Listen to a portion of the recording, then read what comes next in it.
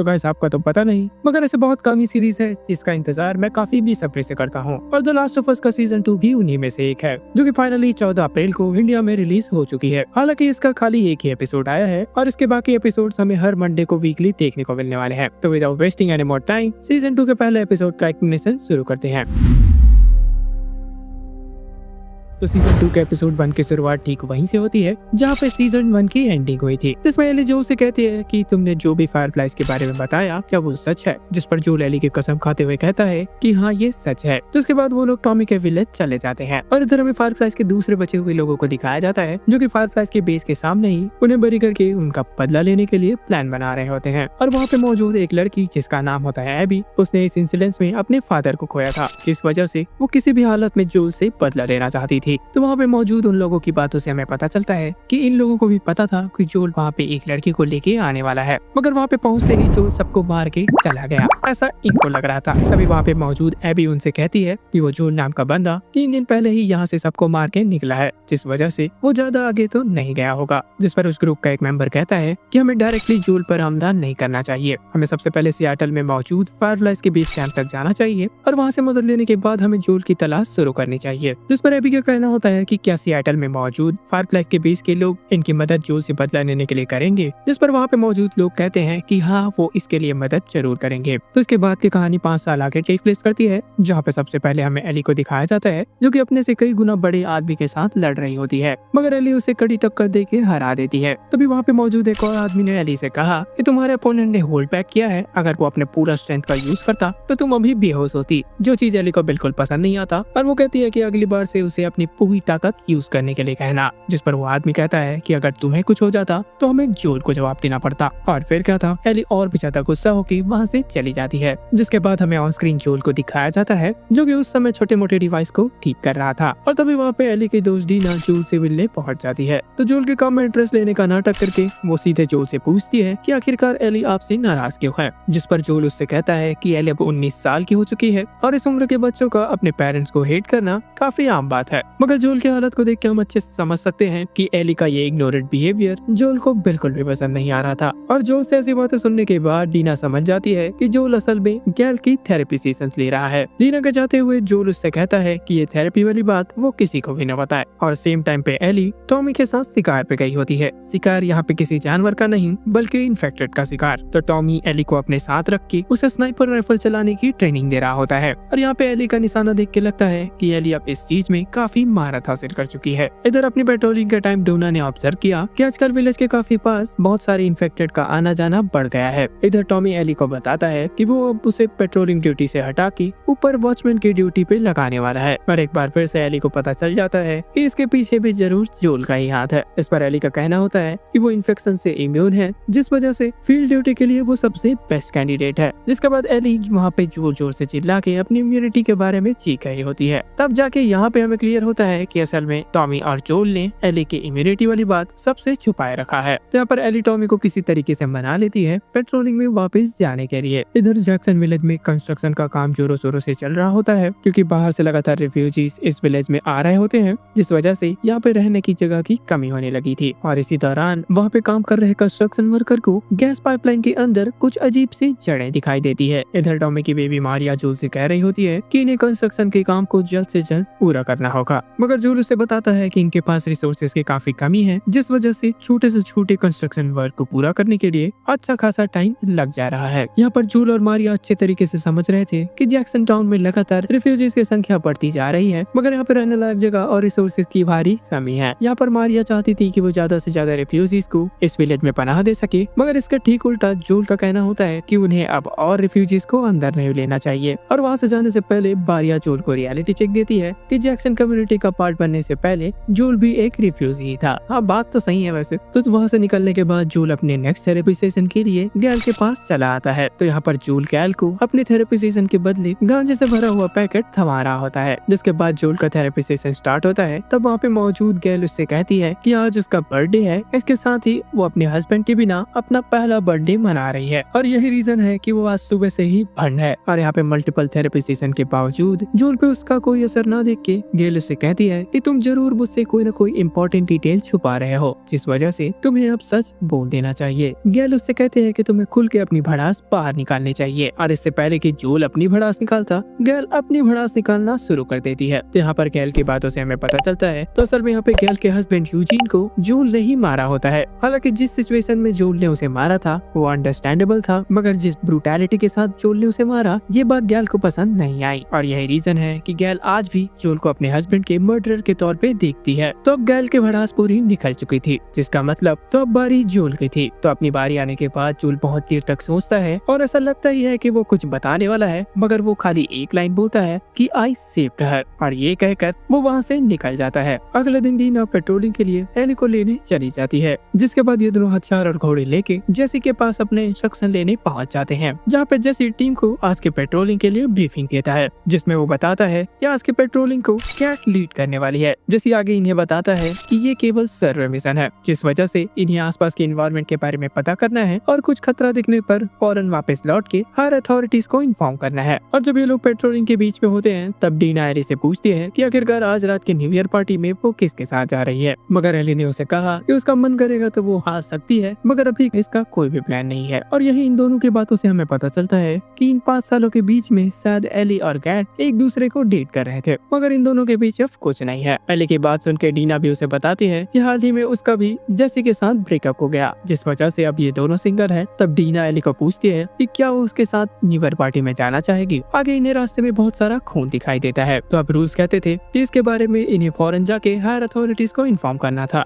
मगर यहाँ पे एली और उसके साथी कहाँ सुनने वाले थे। तो वो इस खून का पीछा करते हुए आगे चले जाते हैं, जिसके बाद जैसे ही वो एक सुपरमार्केट तक पहुँचते हैं सब ये देख के हैरान हो जाते हैं कि उस मार्केट के सामने एक बहुत ही बड़े भालू की लाश पड़ी है, और आसपास इन्फेक्टेड की बॉडी को देख के इन्हें पता चल जाता है कि ये काम जरूर ही इन्हीं का है। इधर ग्रुप लीडर कैट बार बार बोली जा रही थी कि अब इन्हें वापस जाना चाहिए, मगर एली और डीना कैट को किसी तरीके से मना के वो इन्फेक्टेड की तलाश में उस सुपरमार्केट के अंदर चले जाते हैं। खिड़की से इन्होंने सेंस कर लिया होता है कि अंदर 2 क्लिकर्स मौजूद हैं, और ऐसा ही होता है, अंदर 2 ही मौजूद थे, जिसे इन दोनों ने एक एक करके मार दिया। और इसी बीच वहाँ का फ्लोर कमजोर होने के कारण एली वहाँ से सीधे नीचे गिर जाती है, तो वहाँ से निकलने का रास्ता नहीं होने के कारण डीना उसके लिए हेल्प खोजनी चाहती है। और यहाँ पर एली को शुरू में लग रहा था कि वो यहाँ पर अकेली है, मगर उसे धीरे से भनक लग गई यहाँ पर उसके अलावा कोई और भी मौजूद है। थोड़ी देर लुका छिपी खेलने के बाद एली की नजर एक इन्फेक्टेड पर पड़ती है, तो जिसके बाद एली शोर मचा के उसे अपनी तरफ बुलाने की कोशिश करती है। यहाँ पर एली ये देख के चौंक जाती है कि उसके शोर करने के बावजूद वो इन्फेक्टेड उस पर अटैक करने के बजाय वहाँ से छुप के भाग गई। तो बहुत देर तक लुका छिपी खेलने के बाद वो इन्फेक्टेड सही मौका और अपनी प्लानिंग के साथ एली पे अटैक कर देती है। तो एली ने किसी तरीके से इस इन्फेक्टेड को तो मार दिया, मगर उस इन्फेक्टेड ने एली को उसके पीठ पर काट लिया, और इससे पहले कि डीना वहाँ पे आती एली ने फौरन अपना बाइट मार्क छुपा लिया। तो वापस टाउन जाकर एली काउंसिल के सामने बताती है कि आज सुपरमार्केट में उसका सामना एक अलग ही तरीके के इन्फेक्टेड से हुआ था, जो कि ह्यूमंस की तरह सिचुएशन को समझ के प्लान बनाकर अपने शिकार पर अटैक कर रहे थे। और ये बात उस इन्फेक्टेड को बाकी इन्फेक्टेड से काफी इंटेलिजेंट बनाती है। और इतना सुनते ही काउंसिल में मौजूद लोग काफी हैरान हो जाते हैं कि अब ये कौन सा नया इन्फेक्टेड आ गया। जिसके बाद एली और डीना को काउंसिल वहाँ से जाने के लिए कहती है और अपना डिस्कशन उस इंटेलिजेंट इन्फेक्टेड पर करती है,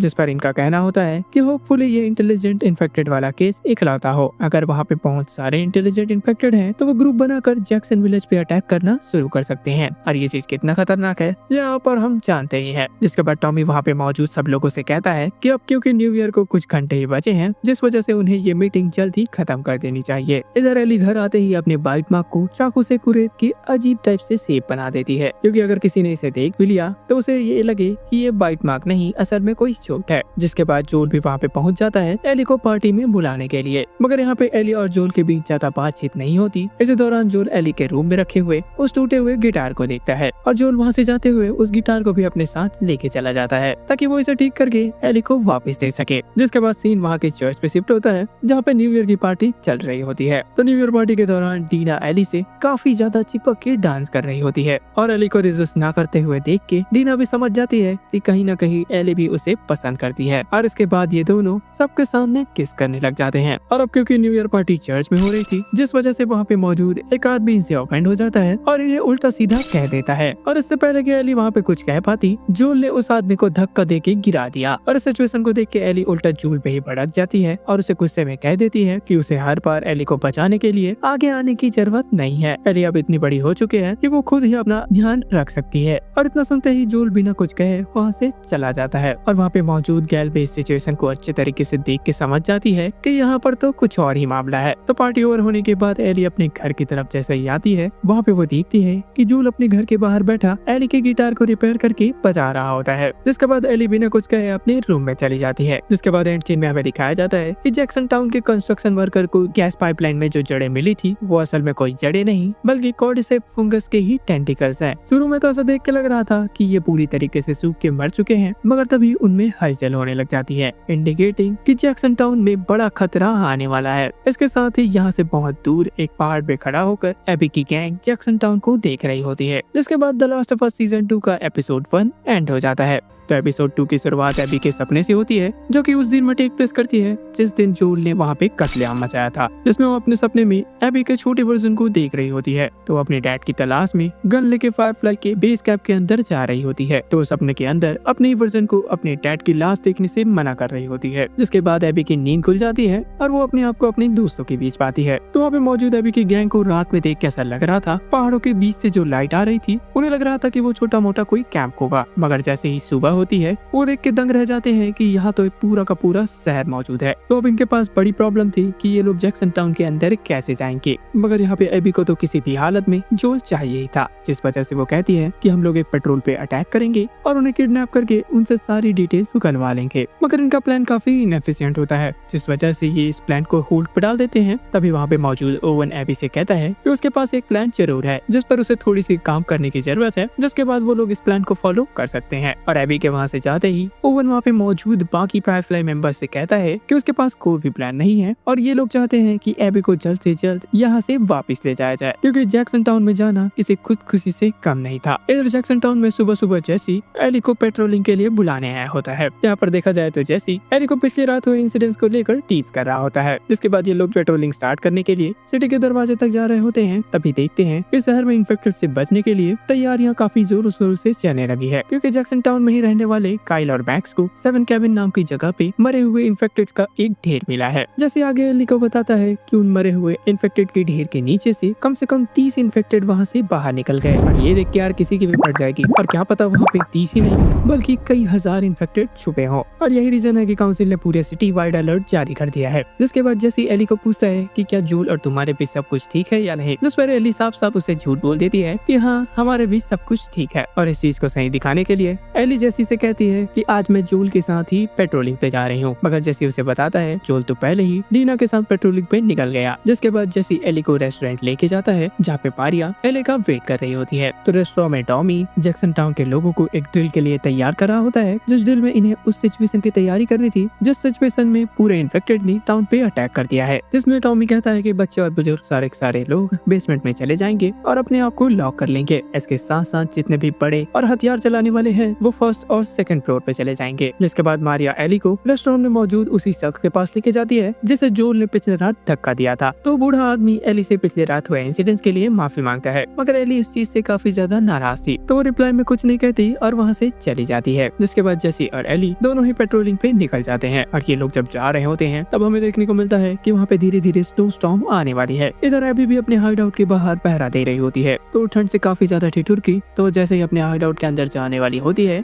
इतने में उसे कोई 2 लोगों के घोड़े की आवाज आती है। जिसके बाद वो जैसे ही अपने बाइनोकुलर से देखती है तो कोई 2 लोग वहाँ पे पेट्रोलिंग कर रहे होते हैं। इधर टाउन में टॉमी के साथ सब लोग मिलकर हथियार बारूद और अलग अलग चीजें जिससे इन्फेक्टेड को रोका जा सकता है उनको उनकी जगह पे अच्छे तरीके से सेट कर दिया होता है। तो स्नो स्टॉर्म को और भी ज्यादा बढ़ता हुआ देख के टॉमी जितने भी लोग पेट्रोलिंग के लिए गए थे उन्हें फौरन टाउन में वापस आने के लिए कहता है। जिस पर एली और जैसे की टीम इन्हें रिप्लाई देती है कि ये लोग उस जगह से बहुत ही दूर आ चुके हैं, जिस वजह से ये अब स्नो स्टॉर्म खत्म होने के बाद ही विलेज वापस लौट पाएंगे। साथ साथ जैसे उन्हें बताता है कि उन्हें एक ऐसी जगह पता है जहाँ वो स्नो स्टॉर्म से बच के सेफ रह सकते हैं। जिसके बाद एली और जैसे उस जगह पे पहुंचते हैं वो अपने घोड़ों को एक सेफ जगह पे बंद करके खुद भी एक घर में एंटर कर जाते हैं। जिसके बाद एली कहती है कि आखिरकार तुम्हें इस जगह के बारे में कैसे पता। तब जैसे उसे बताता है कि इससे पहले यूजीन उसका पेट्रोलिंग पार्टनर था, तो उसने उस जगह के बारे में मुझे बताया था। जिसके बाद एली वहाँ पे रखे यूजीन के बैच को देख के समझ जाती है कि यूजीन एक फायरफ्लाई मेंबर रहा होगा। जिस पर जैसे कहता है कि वो शुरुआती दिनों में फायरफ्लाई तो था लेकिन उसने 2010 में इसे कट कर दिया क्योंकि उसे और लोगों की जान नहीं लेनी थी। और यहाँ पर हालात ऐसे हो गए कि जोल को उसे ना चाहते हुए भी मारना पड़ा, जिसके बाद स्टोरी वापस से एबी पे शिफ्ट होती है जो कि अभी भी पेट्रोलिंग कर रहे उन दोनों का पीछा कर रही होती है। तो उनके और भी पास जाने के लिए एबी जैसे ही एक क्लिफ से नीचे उतरने का ट्राई करती है,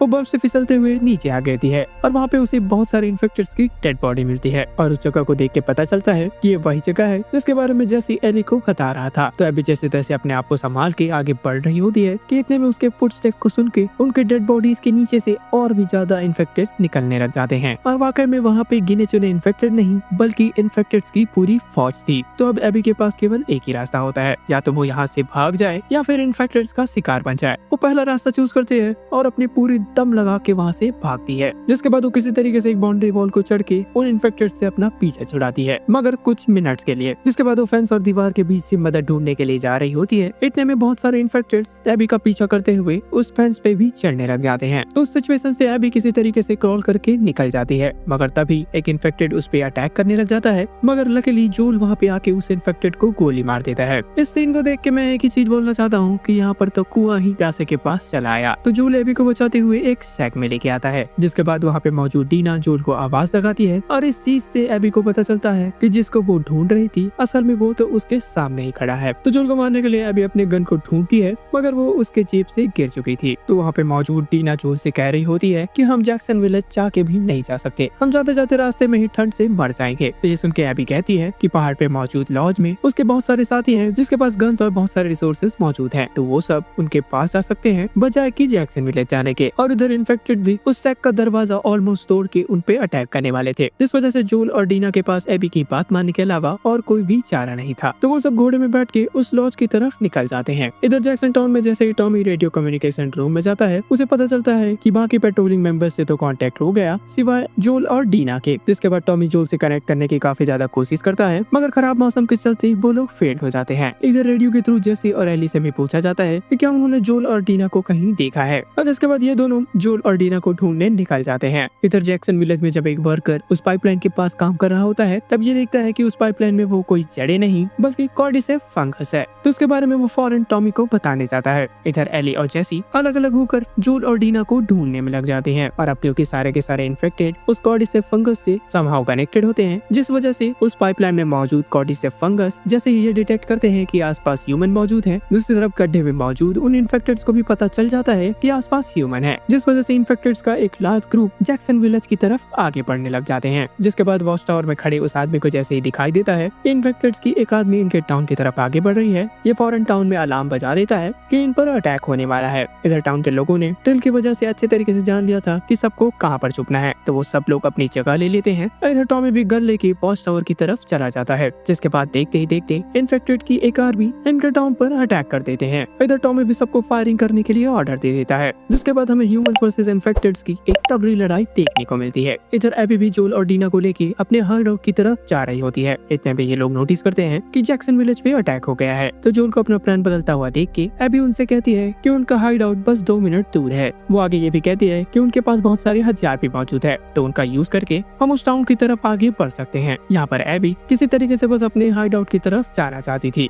आखिरकार वो जोल को जल्द से जल्द मारना चाहती थी। इधर टॉमी और विलेज के बाकी लोग इन्फेक्टेड्स का सामना करने में लगे होते हैं, मगर तभी टॉमी नोटिस करता है कि इन्फेक्टेड्स का एक ग्रुप टाउन के एक कमजोर दीवार की तरफ आगे बढ़ रहे हैं। इससे टॉमी समझ जाता है कि अब ये लोग कभी भी टाउन के अंदर आ सकते हैं, जिस वजह से वो सबको आगाह करने के लिए चला जाता है। जिसके बाद एक ब्लोटर टाउन के दीवार को तोड़ देता है, जिससे सारे के सारे इन्फेक्टेड्स टाउन के अंदर आ जाते हैं। और इधर टॉमी भी अब फ्लेम थ्रोवर लेके रेडी था उनका सफाया करने के लिए। और इस मास इन्फेक्टेड किलिंग में टॉमी का साथ बिल्डिंग पे चढ़े हुए लोग अपने हथियारों के साथ दे रहे होते हैं। जिसके बाद वो ब्लोटर मारिया की तरफ आगे बढ़ रहा होता है। तब मारिया से उसका ध्यान भटकाने के लिए टॉमी उस पर शूट करने लग जाता है और उसका प्लान सक्सेसफुल होता है। ब्लोटर अब मारिया की तरफ न जाके टॉमी की तरफ आगे बढ़ता है। इधर टॉमी आगे बढ़ते बढ़ते रियलाइज करता है कि वो अब डेड एंड पे पहुंच चुका है। तो अपनी जान की परवाह न करते हुए भी टॉमी उस फ्लेम थ्रोवर से ब्लोटर पे अटैक करता है और वो ब्लोटर ऑलमोस्ट टॉमी को मार नहीं वाला था कि इतने में फ्लेम थ्रोवर से निकली हुई आग उसके दिमाग तक पहुंच जाती है और वो ब्लोटर वहीं पे मारा जाता है। इधर इस सिचुएशन को वर्स होता हुआ देख के मारिया उन डॉग्स को भी आजाद कर देती है इन्फेक्टेड से लड़ने के लिए। तो दूसरी तरफ आए अगर जोल और डीना पे, तो ये लोग सक्सेसफुली एबी के हाइडआउट तक पहुंच गए होते हैं। यहाँ पर ठंड की वजह से डीना को माइनर फ्रॉस्ट फाइट हो गया था। दूसरी तरफ जोल उस टाउन की टेंशन पे होता है,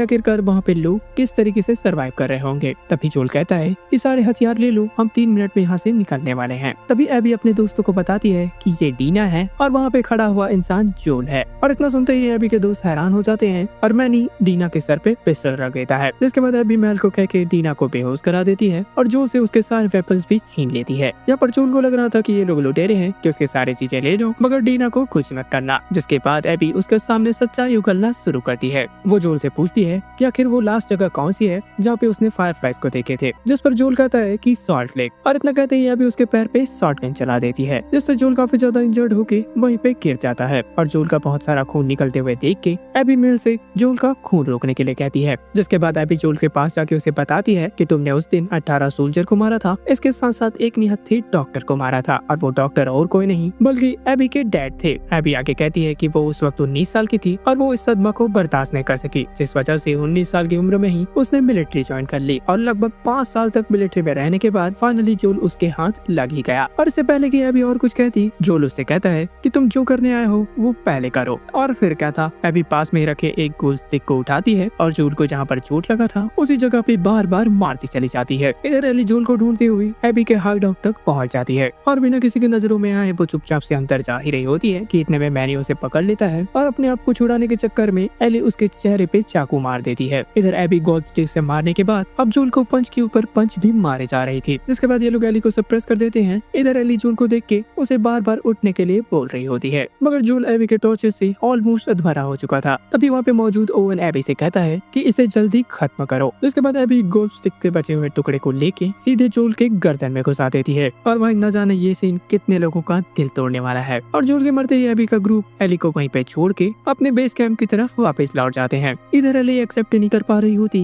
कि जिसे वो अब तक डैड की तरह मान रही थी वो शख्स अब मर चुका है। तो जिसके बाद एपिसोड 2 के एंडिंग में हमें दिखाया जाता है कि जैक्सन टाउन ने किसी तरीके से इन्फेक्टेंट्स के इस अटैक को सर्वाइव कर लिया। इसके साथ साथ जैसे भी उस जगह पे पहुंच जाता है जहाँ पे जोल को मारा गया था। जिसके बाद जैसे अपने साथ एली, डीना और जोल की डेड बॉडी को लेके विलेज की तरफ निकल जाता है। और जिसके बाद ये एपिसोड यहीं पे एंड हो जाता है। भाई जोल की मौत से मैं अभी तक उबर नहीं पाया हूँ, तो एपिसोड देखते हुए मुझे ऐसा लग रहा था कि जोल किसी तरीके से इस चीज को सर्वाइव कर लेगा। मगर जैसे ये एपिसोड देखने के बाद मैंने इसका ट्रेलर वापस से देखा तब मुझे पता चला कि वो सीन्स तो असल में फ्लैशबैक सीन्स लग रहे हैं। अब जोल का पत्ता कट हो चुका है और अब आगे देखना इंटरेस्टिंग रहेगा कि ये लोग किस तरीके से बिना जोल के एली की स्टोरी को आगे कंटिन्यू करते हैं। मैंने इसके गेम्स अभी तक खेले तो नहीं है, मगर मुझे पहले से पता चल चुका था कि जोल जल्दी ही निपटने वाला है। मगर ये बात मुझे पता नहीं थी कि ये चीज इतना जल्दी ये लोग दिखा देंगे। खैर यार, जो था यही था, हमें इसी के साथ ही इस शो में आगे बढ़ना होगा। तो गाइस, आई होप आपको ये वीडियो पसंद आया होगा। तो एपिसोड 3 की शुरुआत में हम जैक्सन टाउन के अंदर टॉमी को देखते हैं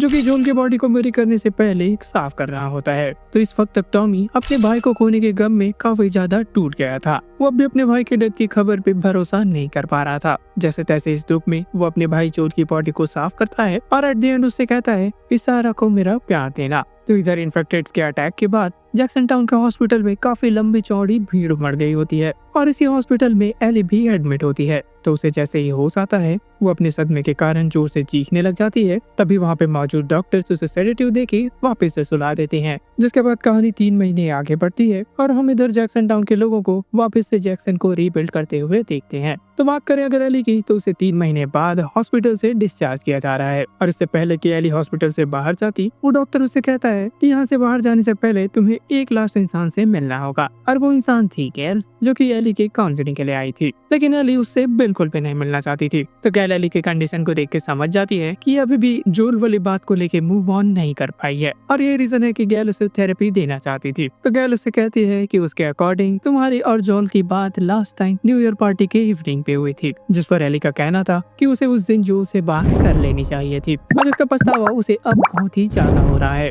आगे एली की बातों को सुन के गैल कहती है कि तुम अब पूरी तरीके से ठीक हो चुकी हो, जिस वजह से तुम यहाँ से अब जा सकती हो। तो हॉस्पिटल से निकल के एली जोल के घर जाती है, जहाँ पे लोगों ने उसे फेयरवेल देने के लिए उसके घर के बाहर बहुत सारे फ्लावर्स रखे होते हैं। तो जिसके बाद एली घर के अंदर एंटर करती है, जहाँ पे उसे जोल के जाने के बाद एक अजीब सा सन्नाटा महसूस होता है। एली के लिए जोल के बिना ये घर अब घर नहीं रहा। एली एली की आंखें अभी भी जोल को एक आस टाइम देखने को तरस रही होती है और इसीलिए जब वो जोल के रूम में जाती है उसे उसके बिस्तर में एक छोटा सा रेड बॉक्स देखने को मिलता है जिसके अंदर जोल की वो घड़ी जिसने सायरा ने उसे गिफ्ट की थी और साथ ही साथ जोल का आइकॉनिक रिवॉल्वर देखने को मिलता है। तो जोल की याद में एली उसके रिवॉल्वर को अपने पास रखती है और पास में ही रखे जोल के कपड़ों को अपने सीने से लगा के वो रोने लगती है, जिसके बाद डीना वहाँ पे आ जाती है और वो दोनों बात करने लग जाते हैं। तभी एली डीना को थैंक यू बोलती है क्योंकि एली जब हॉस्पिटल में थी तब डीना बार बार उसे देखने के लिए जाया करती थी। तो जिस पर डीना भी कहती थी कि अगर मेरी जगह तुम भी होती तो तुम भी यही करती, जिस वजह से थैंक यू की कोई जरूरत नहीं है। इसके साथ साथ डीना उसे पीस ऑफरिंग के तौर पे कुकीज देते हुए कहती है कि मैं आगे तुम्हें जो बात बताने वाली हूँ वो तुम्हारे इमोशंस को पूरी तरीके से गुस्से में तब्दील कर देगी। तब डीना उसे कहती है कि उस दिन तुमने जब हॉस्पिटल में मुझसे पूछा था कि जोल को मारने वाले के बारे में अगर कुछ ऐसा तुम्हें पता है जो कि हमारे काम आ सकता है, तो मैंने तुम्हें उस दिन झूठ बोला था कि मुझे कुछ भी नहीं पता। तो असल में जोल को मारने वाले ज्यादातर लोगों के नाम मुझे अच्छे तरीके से याद है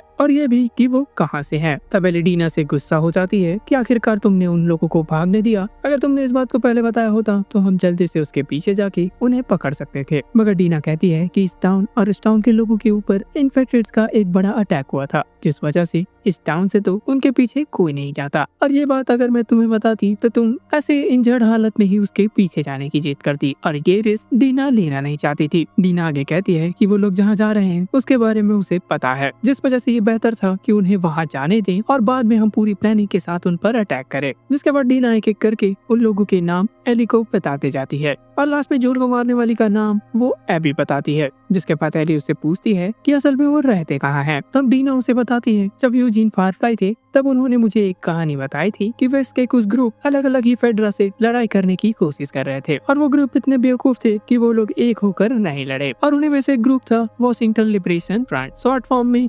WLF। और क्योंकि डीना ने एबी के बैग में WLF लिखा हुआ देख लिया था, जिस वजह से उसे पता था कि वो लोग वॉशिंगटन लिबरेशन फ्रंट के ही मेंबर हैं और ये ग्रुप सियाटल से ऑपरेट करती है। तो क्योंकि डीना ने इस ग्रुप के बारे में ज्यादा नहीं सुना था तो उसे लग रहा था कि इस ग्रुप में ज्यादा मेंबर्स नहीं होंगे और हम अच्छी प्लानिंग के साथ उनका मुकाबला कर सकते हैं। जिसके बाद ये दोनों टॉमी के पास जाके ये पूरी की पूरी बात बताते हैं और एली उससे कहती है कि हमें जल्दी जाके उन पर अटैक करना चाहिए, जिससे टॉमी सीरियस से नकार देता है और वो कहता है कि मैं तुम्हारा साथ जरूर दूंगा मगर इस तरीके से नहीं, प्रॉपर प्रोसेस के साथ। वो मारिया से कह के काउंसिल में इसके लिए मीटिंग ऑर्गेनाइज करेगा और वहाँ पे मौजूद सबकी राय लेने के बाद हम इस चीज पे कोई कदम उठाएंगे। जिसके बाद एली और डीना जैसे ही वहाँ से जा रहे होते हैं तो मैं उससे कहता है कि जो भी उस दिन मर गए थे उसे 10 मील साउथ में दफनाया गया है, तो तुम चाहो तो जोल से मिल के आ सकते। तब एली कहती है कि मैं जब भी सियाटल जाऊंगी तब उससे मिल लूंगी। तो इसके बाद स्टोरी एक ग्रुप पे शिफ्ट करती है जो कि जंगलों के बीच के रास्ते से होता हुआ कहीं जा रहे थे और इनके पीठ पे बने हुए इस निशान को आप अच्छे तरीके से देख ले रहना। यहाँ पर क्या हो रहा है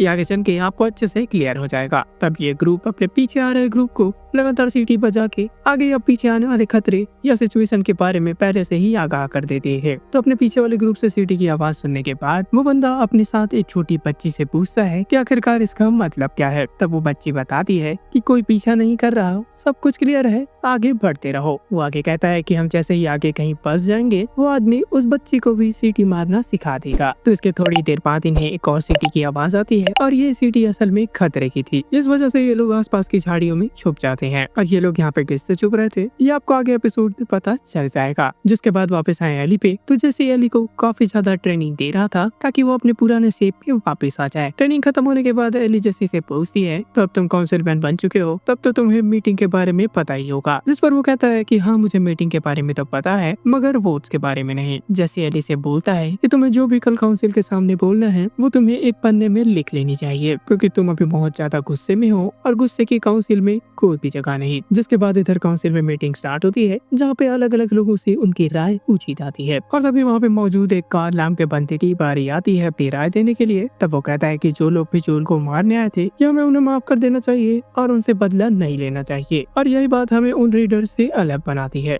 जिसको अपोज करते हुए सेथ कहता है कि तुम अपनी बकवास बंद करो और वो सबके सामने खड़े होकर कहता है कि उन लोगों ने हमारे अपने को मारा है तो हमें बदला तो जरूर लेना चाहिए। और एली सेथ की बातों को सुन के काफी ज्यादा हैरान होती है कि आखिरकार ये बंदा इसकी साइड से क्यों बोल रहा है। जिसके बाद अब काउंसिल के सामने अपनी बात रखने की बारी एली की थी। तो वो पूरे काउंसिल से कहती है कि इन बिगड़े हालातों और कम रिसोर्सेस होने के बावजूद मैं इस टाउन के रिसोर्सेस को यूज करने की परमिशन चाहती हूँ और ऐसा इसलिए नहीं कि उसे बदला लेना है बल्कि इसलिए क्योंकि उसे जस्टिस चाहिए। वो आके कहती है कि आगे काउंसिल जो भी फैसला करे उसे मंजूर होगा, मगर वो चाहती है कि उसे एट द एंड जस्टिस जरूर मिले। और एली की बातों को सुन के लग रहा था कि ये ऐसा बिल्कुल नहीं करने वाली। काउंसिल का फैसला जो भी है ये अपनी मन की ही करेगी। जिसके बाद काउंसिल अपना फैसला सुनाने के लिए वोट करती है और वोट का रिजल्ट कुछ इस तरीके से रहता है कि 8 वोट एली के इस प्रपोजल के अगेंस्ट पड़ते हैं और खाली 3 वोट एली के प्रपोजल के सपोर्ट में पड़ते हैं। जिसका मतलब एली का प्रपोजल यहाँ पे रिजेक्ट कर दिया जाता है। तो जिसके बाद टॉमी और गैल बच्चों के बेसबॉल मैच को देखते हुए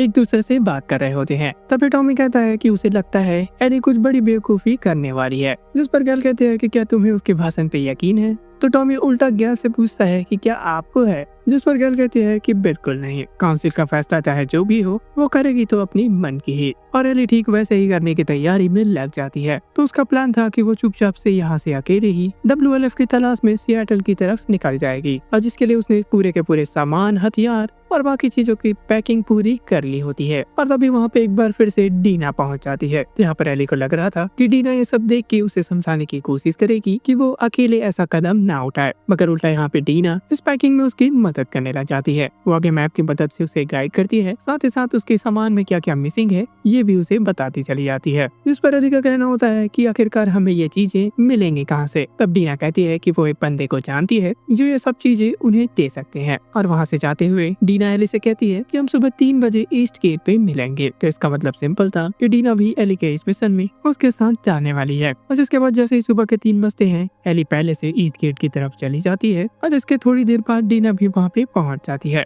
मगर वेट अ सेकंड, यहाँ पे वो अपने साथ सेथ को भी लेके आती है जिसने इन दोनों के लिए एक स्नाइपर राइफल और एक घोड़े का बंदोबस्त कर दिया होता है। जिसके बाद सेथ कहता है कि 10 मिनट में यहाँ पे पेट्रोलिंग टीम आने ही वाली होगी और इससे पहले ही तुम लोग यहाँ से निकल जाओ। और जाते जाते एली फाइनली उससे हाथ मिला ही लेती है। तो वहाँ से निकलते ही एली टॉमी के बताए उस जगह पे जाती है जहाँ पे जैक्सन टाउन के लोगों ने जोल को दफनाया था। तो जिसके बाद यहाँ पे एक इमोशनल गुड बाय बोल के एली अपने रास्ते की तरफ आगे बढ़ जाती है और इस सफर में वो दोनों एक के बाद एक खूबसूरत लैंडस्केप को पार करते हुए फाइनली सियाटल के काफी नजदीक पहुंच जाते हैं। और इससे पहले कि वो हाईवे पे पहुंचते वो ठीक उसी रास्ते पे पहुंच जाते हैं जहां से इस एपिसोड के शुरुआत में दिखाया हुआ वो ग्रुप ट्रैवल कर रहा था। इसी बीच रास्ते में पड़ी एक डेड बॉडी पे इन दोनों की नजर जाती है और उसे देखने के बाद इन दोनों को पता चलता है कि असल में ये भाग रहा होगा। और जब एली इस डेड बॉडी के पास होती है तब डीना आसपास के इलाके की छानबीन कर रही थी। तब वो देखते हैं कि वहाँ पे बहुत लोगों की डेड बॉडीज पड़ी हुई है और हमें भी यहाँ पे पता चल जाता है कि ये वही ग्रुप है जो कि अपने दुश्मनों से बचने के लिए यहाँ पर छुपे हुए थे। और सैडली उनके दुश्मनों ने उनका पता लगा लिया और उन्हें वहीं पे मार दिया, इंक्लूडिंग वो छोटी बच्ची को भी। और इन डेड बॉडीज को देख के वो दोनों काफी सहम जाते हैं। इस सिचुएशन को देख के अब इन्हें लग रहा था कि इनकी ये हालत एबी और उसके दोस्तों के ग्रुप ने ही की है। जैसे तैसे ये लोग अपने आप को संभाल के फिर से आगे पढ़ने लग जाते हैं। तभी ये लोग हाईवे पे लगे बोर्ड को देख के समझ जाते हैं कि सियाटल अब यहाँ से केवल 9 मील दूर है। जिसके बाद ये दोनों घोड़े में बैठे हुए पूरे सियाटल सिटी का व्यू देख रहे होते हैं और ये शानदार व्यू देखते हुए ये ऑब्जर्व करते हैं यहाँ पे बहुत ही ज्यादा सन्नाटा है। मगर इन दोनों को पता नहीं था कि ये तूफान से पहले वाला सन्नाटा है। इधर इस शहर के वॉच टावर पे मौजूद मैनी शहर पे पूरी तरीके से नजर रख रहा होता है। तभी WLF के सोल्जर रेडियो पे मैनी से पूछते हैं कि चेक पॉइंट 3 और 5 के बीच सब कुछ सही है या नहीं। जिसके बाद हमें देखने को मिलता है कि इस सिटी में WLF के पास कुछ सोल्जर्स नहीं बल्कि एक पूरी की पूरी आर्मी होती है। और यहाँ पे ये एपिसोड एंड हो जाता है। आई होप आपको ये वीडियो पसंद आया होगा। अगर पसंद आया तो इस वीडियो को लाइक करें। एपिसोड 4 की शुरुआत 2018 के सियाटल क्वारंटाइन जोन से होती है जहाँ पे फेडरा के बहुत सारे सोल्जर्स गाड़ी में बैठ के कहीं जा रहे होते हैं। तभी इस गाड़ी में मौजूद सोल्जर्स की बातें सुन के एक सोल्जर उनसे पूछता है कि हम सिटीजन को आखिर वोटर्स कह के क्यों बुलाते हैं। जिस पर वो सोल्जर उसे जवाब देता है कि मुझे नहीं पता, हम लोग बस उनको वोटर्स कह के ही बुलाते हैं। और तभी इस शो के नए कैरेक्टर से हमें मिलाया जाता है और जिसका नाम था आइजैक। और वो उस सोल्जर को बताता है कि हमने उन लोगों से वोट करने का उनका हक छीन लिया और जिसके बाद कई लोग उन्हें चिढ़ाने के लिए वोटर्स कह के बुलाने लगे। जिसके बाद कुछ दूर जाने के बाद वो गाड़ी रुक जाती है और इन्हें देखने को मिलता है कि बहुत सारे लोग इनके गाड़ी की तरफ आगे बढ़ रहे हैं। तो कुछ सोल्जर्स को लग रहा था कि वो लोग WLF के मेंबर्स हो सकते हैं, मगर आइजैक उनसे कहता है कि आगे मैं जाके उनसे बात करूंगा, तुम लोग इसी गाड़ी में बैठे रहो। जिसके बाद आइजैक उस गाड़ी से निकल के उन लोगों की लीडर हैनरहन से बात करने चला जाता है, जिस पर हैनरहन उसे पूछती है क्या तुम आइजैक हो, और आइजैक भी उसे पूछता है कि क्या तुम हैनरहन हो, और दोनों एक दूसरे को जैसे ही कंफर्म कर लेते हैं, आइजैक वापस से अपने आर्मर्ड व्हीकल की तरफ जाता है और जाते जाते ग्रेनेड्स के पेन निकाल के उसे अंदर फेंक देता है, जिससे अंदर बैठे सोल्जर्स वहीं पे मारे जाते हैं और इस गाड़ी का ड्राइवर जो कि जिंदा बच जाता है उसे आइजैक अपनी गन से शूट कर देता है। सामने खड़ा एक और सोल्जर समझ नहीं पा रहा था कि आखिरकार यहाँ पे चल क्या रहा है। जिसके बाद आइजैक हैनरहन से हाथ मिलाता है और हैनरहन उसे कहती है कि अब तुम हमारे ग्रुप का हिस्सा हो। जिसके बाद आइजैक उस कंफ्यूज सोल्जर से कहता है कि पहले तुम अच्छी तरीके से सोच लो, उसके बाद कोई डिसीजन लो। जिसके बाद कहानी वापस से प्रेजेंट टाइम में शिफ्ट होती है, जहाँ पे एली और डीना अपनी जरूरतों का सामान ढूंढने के लिए आसपास के घरों में तलाशी ले रही होती है। तभी डीना को बहुत सारी मेडिसिन और कुछ प्रेगनेंसी टेस्ट किट्स मिलते हैं और यही पे इस शो का the last of us 2 game से एक बड़ा कनेक्शन देखने को मिलता है, जिसमें इस एपिसोड का नाम है डे 1 और लास्ट ऑफ अस 2 गेम में हमने एली के बदले वाले आर्क को 3 दिनों के इवेंट में देखा है। इसका मतलब शो भी डे 3 तक के इवेंट्स को फॉलो करेगा, बिल्कुल गेम की तरह। जिसके बाद जब ये लोग सिएटल सिटी के बीच से होकर जा रहे होते हैं, तब इन्हें रास्ते में कुछ डेड बॉडीज जो कि बहुत पहले ही मर चुके थे और एक टैंक देखने को मिलता है, जिस पर डीना कहती है कि मैंने इतने करीब से कभी भी टैंक नहीं देखा है। एली को लगता है कि उस टैंक के अंदर कुछ हथियार इन्हें मिल सकते हैं, जिस वजह से उस टैंक को चेक करने के लिए वो चली जाती है और चेक करने के बाद भी एली को उस टैंक से कुछ नहीं मिलता। इधर डीना बाइनोकुलर से एक वॉच टावर पे देखती है, जिसके एंटीना पे बड़ा बड़ा WLF लिखा होता है। जिसके बाद एली जल्द से जल्द इस वॉच टावर में जाने की जिद करने लग जाती है, मगर डीना उसे समझाती है कि वो जगह ऊंचाई पे है, जिस वजह से आसपास के इलाके पे वो नजर रख रहे होंगे और कोई भी मिस्टेक करने पर वो उनकी नजर में आ सकते हैं, जिस वजह से उन्हें अंधेरे में इस काम को अंजाम देना चाहिए। जिसके बाद वो दोनों छुपने के लिए एक म्यूजिकल स्टोर के अंदर एंटर करते हैं और वहाँ पे एंटर करते ही इन दोनों को बहुत सारे म्यूजिकल इंस्ट्रूमेंट और कुछ म्यूजिक रिकॉर्ड्स भी देखने को मिलते हैं। जिसके बाद एली अपनी क्यूरियोसिटी को फॉलो करती हुई ऊपर जैसे ही जाती है, ऊपर उसे एक गिटार मिलता है जो कि बक्से में बंद था और उसकी हालत एकदम नई थी। एली उस गिटार को देख के काफी ज्यादा खुश होती है और उसे ट्यून करने के बाद गाना गाते हुए बजाने लगती है।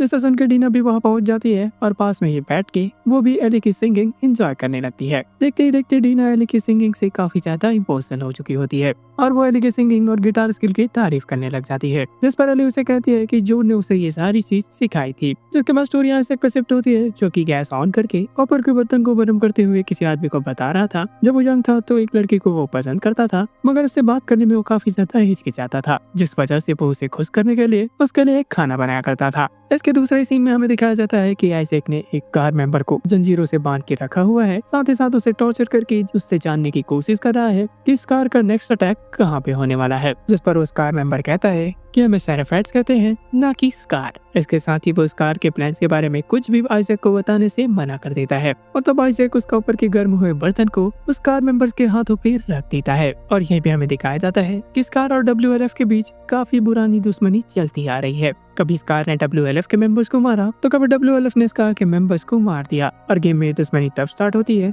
जब WLF के कोई मेंबर्स ने स्कार कम्युनिटी के प्रॉफिट को मार दिया, जिससे स्कार कम्युनिटी पूरी तरीके से WLF के खिलाफ हो गई और तब से लेकर अब तक इन दोनों ग्रुप के बीच बार बार और बहुत सारी लड़ाइयाँ चलती आ रही है। आइजैक उसे एक बार और पूछता है कि स्कार का नेक्स्ट अटैक कहाँ पे होने वाला है, जिस पर वो स्कार मेंबर अपने दूसरे हाथ को भी टॉर्चर के लिए आगे बढ़ा देता है, मगर वो आइजैक को कुछ भी नहीं बताता, जिससे गुस्से में आकर आइजैक उस आदमी को शूट कर देता है। इधर रात होते ही मौका देख के एली और डीना खिड़की से होते हुए उस टावर के अंदर चले जाते हैं। आगे जाने पर उन्हें बहुत सारे WLF के सोल्जर्स के अंदर एरो घुसे हुए दिखाई देते हैं और जब वो दोनों वॉच टावर के सेंटर में पहुंचते हैं तब वो देख के दंग रह जाते हैं कि वहाँ पे मौजूद जितने भी WLF के सोल्जर्स थे उन्हें फांसी पे लटका के उनकी अतड़ियां बाहर निकाल दी गई थी। तो दीवार पे लिखे हुए मैसेज को पढ़कर एली समझ जाती है तो उस जंगल में जिस ग्रुप की लाश इन्हें मिली थी असल में उन्हीं लोगों ने ये सारा कांड किया हुआ है। तभी वहाँ पे मरे हुए एक सोल्जर की वॉकी टॉकी बजने लग जाती है और इन दोनों को समझ आ जाता है कि जल्द ही यहाँ पे बैकअप पहुँचने वाला होगा और ठीक ऐसा ही होता है। बैकअप वहाँ पे फौरन पहुँच जाती है, जिससे एली और डीना किसी तरीके से छुपते छुपाते ऊपर की तरफ चले जाते हैं, मगर एक सोल्जर ऊपर की तरफ भी चेक करने के लिए पहुँच जाता है और मौका देख के एली उस पर अटैक कर देती है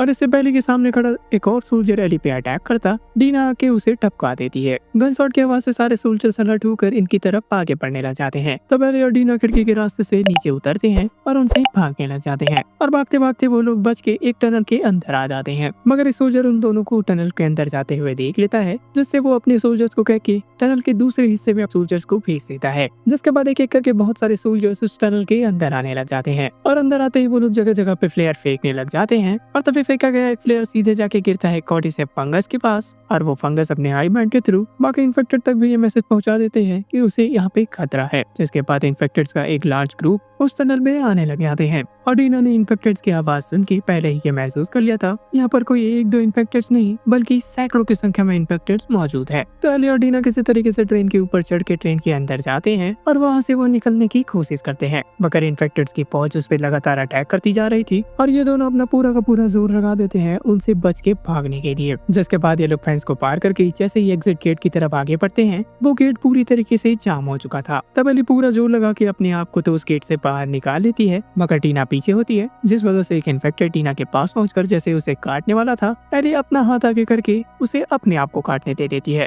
जिससे उन लोगों को थोड़ा सा टाइम मिल जाता है डीना को गेट के इस तरफ लाने का। जिसके बाद वो दोनों बचते हुए एक घर के अंदर एंटर कर जाते हैं और जिसके बाद एली जैसे अपनी बाइट मार्क को पट्टी करती है वो देखते हैं कि डीना ने उसके ऊपर गन तान दी है क्योंकि डीना को लग रहा था कि अब एली भी इन्फेक्टेड हो जाएगी और वो एली के ऊपर ही चिल्लाने लग जाती है कि आखिरकार तुमने ऐसा क्यों किया। एली उसे काफी ज्यादा कन्विंस करने की कोशिश करती है मगर डीना उसकी एक नहीं सुनती। अब थक हार कर एली उससे कहती है कि मैं पास के ही चेयर में बैठ जाऊंगी और तुम पूरे टाइम मेरी तरफ अपनी गन को पॉइंट करके रखना और अगर मैं इन्फेक्टेड में कन्वर्ट हो जाऊं तो मुझे शूट कर देना। तब डीना भी इसके लिए मान जाती है। जिसके बाद एली सो जाती है और जैसे ही वो कुछ घंटों बाद उठती है तब डीना को यकीन हो जाता है कि एली के अंदर सच में इस फंगस से लड़ने की इम्यूनिटी है। इसके बाद डीना धीरे धीरे एली की तरफ आगे बढ़ते हुए उसे बताते हैं कि वो प्रेग्नेंट है। इससे एली भी काफी ज्यादा शॉक्ड हो जाती है। जिसके बाद डीना एली को किस करने लग जाती है। जिसके बाद जैसे ही सुबह होती है डीना एली के हाथों में बाकी बाइट मार्क को भी देखती है और उसे कहती है कि तुमने कहा था कि ये निशान जलने का था। जिस पर एली कहती है कि उसे टी शर्ट पहने थे जिस वजह से उसने ऐसे जलने वाले निशान बनाए ताकि वो बाइट मार्क्स छुप जाए। जिसके बाद एली डीना से पूछती है कि आखिरकार उसने कंफर्म कैसे किया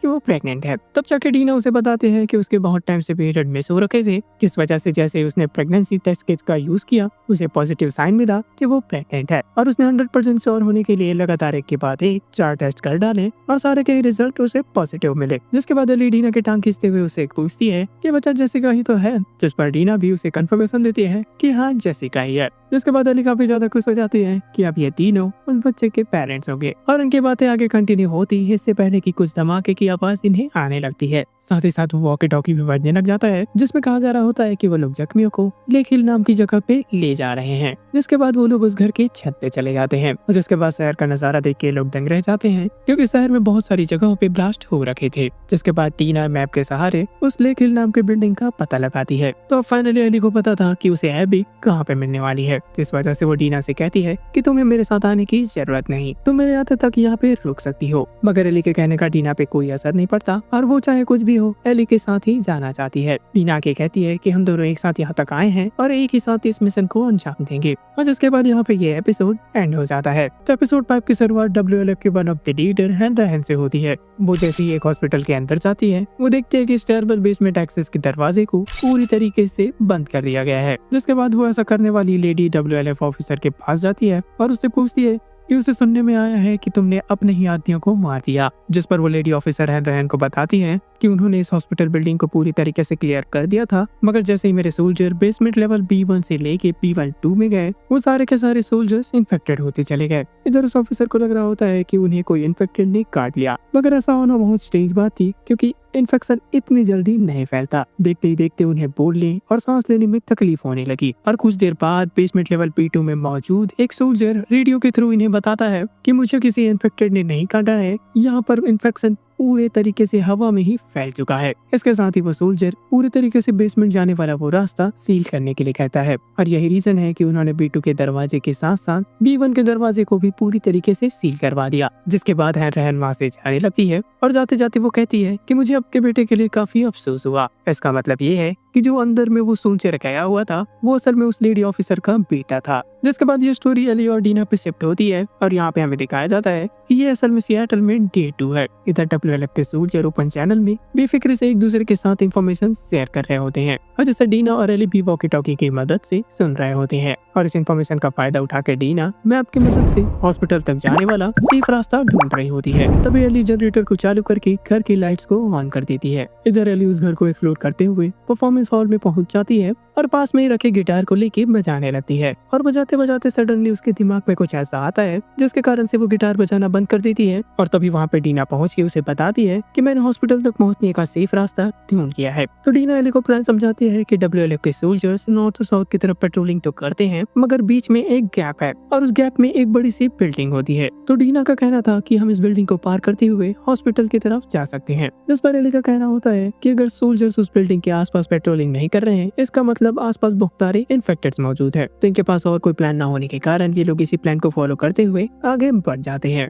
सियाटल के गलियों से निकलते हुए इन्हें रास्ते में ही दीवार पे एक लेडी की ग्राफिटी बनी हुई दिखाई देती है और इसी लेडी ने इस कार के रिलीजन को स्टैब्लिश किया था। और सेराफेट्स के इस लीडर के बारे में मैंने काफी कुछ पिछले एपिसोड्स में कवर कर ही रखा है। तो डीना और एली जैसे उस ग्राफिटी के नीचे देखते हैं, वहाँ पे बहुत सारे सेराफेट्स यानी स्कार्स की लाशें पड़ी होती है और जिसे देख के इतना तो क्लियर हो ही जाता है कि WLF के सोल्जर्स भी दूध के धुले हुए बिल्कुल नहीं है। तो वहाँ पे पड़ी सड़ी हुई लाशों को देख के डीना एक बार फिर से उल्टी करने लग जाती है, जिस पर इस सिचुएशन को देख के एली डीना से कहती है कि मुझे तुम्हें यहाँ पर नहीं लाना चाहिए था। मगर एली की बातों को इग्नोर करते हुए डीना आगे चलना जारी रखती है और वो चलते चलते ये भी बताती है कि वो बचपन में अपनी मॉम और एक सिस्टर के साथ जंगलों के बीच में कैबिन पे रहा करते थे। एक दिन किसी आदमी ने उसकी माँ और उसके सिस्टर को उसके सामने ही मार डाला और डीना भले ही उस वक्त 8 साल की थी, मगर वो गन लेके उस आदमी का काम तमाम कर देती है। और ये बातें बताते हुए वो एनी से कहती है कि जो ने चाहे उन लोगों के साथ कैसा भी किया हो, वो मरना नहीं डिजर्व करता था और अगर किसी ने मेरे पेरेंट्स को ऐसा मारा होता तो मैं पूरी जिंदगी भर उसकी तलाश करती और उसे ढूंढ ढूंढ के मारती। जिसके बाद अंधेरा होते ही फेंस को पार करके वो लोग उस बिल्डिंग के अंदर चले जाते हैं और वहाँ पे उन्हें एक डोर मिलता है जहाँ पे एली पहले जाती है चेक करने के लिए। इससे पहले कि वो दोनों आगे बढ़ते, डीना एली से कहती है कि हमें लाइफ थ्रेटनिंग सिचुएशन होने पर ही हमें गोली चलानी है और एली भी डीना की इस बात को मान जाती है। जिसके बाद ये दोनों स्कैरी हॉलवे से होते हुए एक वेयर हाउस में पहुंच जाते हैं और वहाँ पर पहुंचते ही इन्हें अजीब अजीब तरीके की आवाजें आने लगती है और थोड़ा सा छानबीन करने के बाद इन्हें एक ब्रूटल तरीके से मरी हुई डेड बॉडी पे मिलती है। और जब ये लोग डेड बॉडी की तरफ देख रहे होते हैं तभी एक स्ट्रेंज नॉइस आती है और जैसे ही उस आवाज की तरफ ये लोग अपना फ्लैश लाइट मारते हैं, ये देख के काफी शॉक्ड हो जाते हैं कि वहाँ पर एक नहीं बहुत सारे स्मार्ट इन्फेक्टेड मौजूद हैं, जिन्हें द लास्ट ऑफ अस में स्टॉकर भी कहा जाता है। शुरुआत में इन्हें लग रहा होता है कि वहाँ पे एक ही स्टॉकर मौजूद है, जिस वजह से ये लोग अलग अलग होकर उसे मारने का प्लान तो बनाते हैं, मगर उनका प्लान धरा का धरा तब रह जाता है जब इन्हें पता चलता है कि वहाँ पे एक नहीं बल्कि बहुत सारे स्टॉकर्स मौजूद हैं। तो उस सिचुएशन को देख के एली डीना से फौरन कहती है कि तुम उस फ्रेम के अंदर जाके अपने आप को बंद कर लो, क्योंकि मैं तो इम्यून हूँ, मैं तो किसी तरीके से बच जाऊंगी, मगर अगर उन्होंने तुम्हें काट लिया तो लेने का देने पड़ सकते हैं। जिस वजह से डीना फौरन दौड़ के उस फ्रेम के अंदर अपने आप को बंद कर लेती है।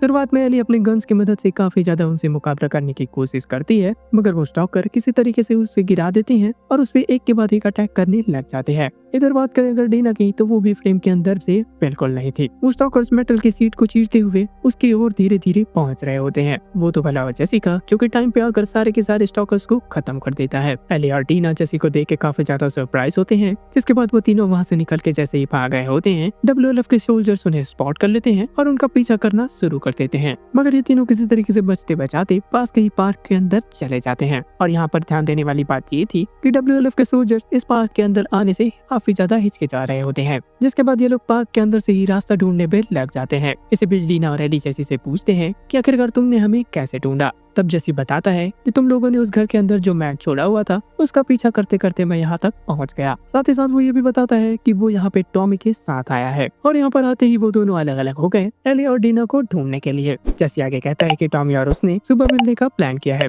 जिस वजह से सुबह होते ही हम सब टॉमी से मिलेंगे और एक साथ वापस पे चले जाएंगे। मगर एली फौरन जेसी की बात से अपोज करती है कि वो एपी को मारे बिना यहाँ से नहीं जाने वाली। और इतने में ही स्टॉकर्स की सीटी की आवाज आने लगती है। थोड़ा सा छानबीन करने के बाद वो स्कार्स के ग्रुप को देखता है जो कि WLF के सोल्जर को फांसी में लटका के उसकी हथेलियां बाहर निकाल देते हैं। इसी वक्त को स्कार मेंबर डीना को स्पॉट कर लेता है और उसके थाइस पे एरो शूट कर देता है। फौरन एली जेसी से कहती है कि तुम डीना को लेके यहाँ से भागो, हम सुबह होने से पहले थिएटर में मिलेंगे। और यहाँ से वो तीनों अलग अलग हो जाते हैं और एली किसी तरीके से अपने जान पेड़ों में छुप के बचाती है और उनके जाते ही वहाँ से निकल के उसी हॉस्पिटल के अंदर चली जाती है जिसमें ये लोग जाने की कोशिश कर रहे थे। मगर उसके हॉस्पिटल के पास जाते ही गार्ड डॉग काफी ज्यादा भौंकने लग जाता है और जब वो कुत्ता एक छोटे से होल के पास भौंकने लग जाता है तब गार्ड को लगता है कि यहाँ पे कोई जानवर होगा, मगर एली उससे बचते हुए उस हॉस्पिटल के अंदर एंटर कर जाती है। और इसके बाद उस हॉस्पिटल के अंदर हमें नोरा को दिखाया जाता है जो कि एक पेशेंट की पट्टी कर रही होती है। तो उस पेशेंट की पट्टी करने के बाद वो जैसे ही मेडिकल सप्लाई रूम की तरफ जाती है, उसे पीछे से एली की आवाज आती है कि उसे नीचे रख दो और अपने हाथ ऊपर करके उल्टे घूम जा। एली नोरा को देखने के बाद अब फुल ऑन रेज मोड में थी और वो बार बार एबी की लोकेशन पूछ रही थी, मगर नोरा है कि उसे बताने का नाम नहीं लेती। जिसके बाद वो एली के इमोशनल कंडीशन का फायदा उठा के उसे चकमा देके वहाँ से भागने लगती है और अब एली भी गन लेके उसके पीछे पीछे दौड़ रही होती है। जिसके बाद नोरा भागते भागते डेड एंड की तरफ पहुंच चुकी थी। अब उसके पास आगे जाने का कोई भी रास्ता नहीं बचा था, जिस वजह से वो एक बंद लिफ्ट के अंदर छलांग लगा देती है जो कि सीधे बेसमेंट की तरफ जा रही थी। अब क्योंकि बेसमेंट जाने के सारे रास्ते सील हो चुके थे, जिस वजह से लिफ्ट ही एक ऐसा जरिया था जिससे बेसमेंट तक जाया जा सकता था, तो वो अपनी लाइफ की परवाह न करते हुए भी सीधे बेसमेंट की तरफ चली जाती है और एली भी उसके पीछे पीछे बेसमेंट के अंदर चली जाती है। वो बेसमेंट का हाल देख के काफी ज्यादा शॉक्ड हो जाती है क्योंकि चारों तरफ कॉर्डिसेप्स फंगस पूरी तरीके से फैल चुके थे। इसी बीच एली को दीवार में कॉर्डिसेप्स फंगस के बीच फंसा हुआ एक आदमी मिलता है और वो आदमी जब भी सांस ले रहा था तब उसके मुंह से बहुत सारे स्पोर्स निकल रहे होते हैं। वो तो भला हो एली की इम्यूनिटी का, वरना एली अब तक इन्फेक्ट हो चुकी रहती। जिसके बाद एली इलेक्ट्रिकल रूम जाके वहाँ की लाइट्स ऑन कर देती है और तभी उसे किसी के खांसने की आवाज आती है। जिसके बाद एली उस आवाज का पीछा करते हुए सीधे देखती है कि वो कोई और नहीं बल्कि नोरा है, जो कि हवा में उड़ रहे स्पोर्स के कारण धीरे धीरे इन्फेक्शन उसके बॉडी में फैलने लगा था। तो नोरा एली को देखते ही कहती है कि अब हम दोनों एक साथ ही यहीं पे मरने वाले हैं। जिस पर एली का कहना होता है कि क्या सच में मेरी हालत देख के तुम्हें ऐसा लग रहा है कि मैं स्पोर्ट्स से कांटेक्ट में आके मरने वाली हूँ। और नोरा जैसे ही इस बात पे गौर करती है, वो जान जाती है कि उस दिन जोल के साथ आने वाली वो इम्यून लड़की एली ही थी। इधर एली एक बार फिर से नोरा से पूछती है कि एबी कहाँ है, मगर बार बार नोरा उसे एबी की लोकेशन बताने से मना कर देती है। और अब क्योंकि Ellie full on rage mode में थी, तो पास में ही मेटल के रॉड को लेके नोरा के पैर पे बार बार वार करना शुरू कर देती है और हर एक बार के बाद उससे पूछती जाती है कि वेयर इज एबी। जिसके बाद वो चिल्लाते हुए एक लास्ट बार पूछती है कि आखिरकार कहाँ है वो। और गाइस, यहाँ पे the last of us season 2 का एपिसोड 5 एंड हो जाता है। तो इस एपिसोड की शुरुआत में ही हमें पता चल जाता है कि ये एपिसोड पूरी तरह से फ्लैशबैक्स पे ही फोकस करने वाला है। तो एपिसोड 6 की शुरुआत ऑस्टिन टेक्सास 1983 से होती है, जहाँ पे जोल और टॉमी के बचपन को हमें दिखाया जाता है। और यहाँ पे उसके डैड एक पुलिस वाले थे जो कि काफी स्ट्रिक्ट थे और जोल और टॉमी की छोटी से छोटी गलती करने पर भी उन्हें काफी बुरी तरीके से सजा दिया करते थे। तो एक दिन जोल टॉमी की ड्रग्स वाली बात को छुपा के उसकी गलतियों को अपने सर लेने की कोशिश करता है, मगर जोल के डैड पुलिस वाले थे, जिस वजह से वो अच्छी तरीके से जानते थे कि यहाँ पर गलती असल में टॉमी की है। मगर उसके डैड जोल को अपने छोटे भाई को बचाता हुआ देख के काफी ज्यादा सरप्राइज होते हैं और यही रीजन होता है कि वो उस दिन टॉमी या जोल दोनों में से किसी की भी मार कुटाई नहीं करता। जिसके बाद जोल के डैड उसे बताते हैं कि जब वो छोटा था तब उसके डैड भी उसे पूरी तरीके से मारा करते थे। और एक बार तो ये मैटर इस हद तक बढ़ गया कि जोल के दादाजी ने जोल के डैड का जबड़ा ही तोड़ दिया, वो भी एक छोटी सी कैंडी को लेकर। तो यहाँ पर जोल के डैड का कहना था कि मैं असल में अपने डैड से तो बेहतर ही डैड हूँ। तो यहाँ पर जोल के डैड जोल को केवल इतना ही समझाने की कोशिश कर रहे थे कि मैं चाहे कैसा भी डैड हूँ, तुम अपने टाइम आने पर मुझसे बेटर बनना। तो जिसके बाद कहानी शिफ्ट होती है 2024 में, जहाँ पर एली और जोल को जैक्सन टाउन में आए हुए केवल 2 महीने कंप्लीट हुए थे। यहीं पे हमें बताया जाता है कि आज एली का बर्थडे है, जिस वजह से जोल ने सच से डील करके एली के लिए एक बर्थडे केक बनवाया था। इसके साथ साथ जोल ने एली के बर्थडे के लिए खुद से रिस्टोर किया हुआ एक गिटार भी दिया। और यहाँ पर एली के केक वाले रिएक्शन को देख के ऐसा लगता है कि इस पोस्ट एपोकैलिप्टिक दुनिया में एली को बर्थडे सेलिब्रेशन जैसी चीजों का बिल्कुल भी एक्सपीरियंस नहीं था, जिस वजह से वो केक को ऐसे ही हाथ में पकड़ के ही खाने लगती है। 1 year later, इसके अगले साल एली के 16 बर्थडे पे जोल उसे सरप्राइज देने के लिए एक म्यूजियम लेके जाता है। और यहाँ पे एली के डायनासोर और स्पेस वाले इंटरेस्ट को देखते हुए जोल ने बर्थडे सरप्राइज के लिए इसी जगह को बेस्ट माना। तो जोल ने एली के हर वो पसंद की चीजें यहाँ पे इंक्लूड की थी। इसे एक्सपीरियंस करने के बाद एली की खुशी का ठिकाना ही नहीं रहा और एली को इतना ज्यादा एंजॉय करते हुए देख के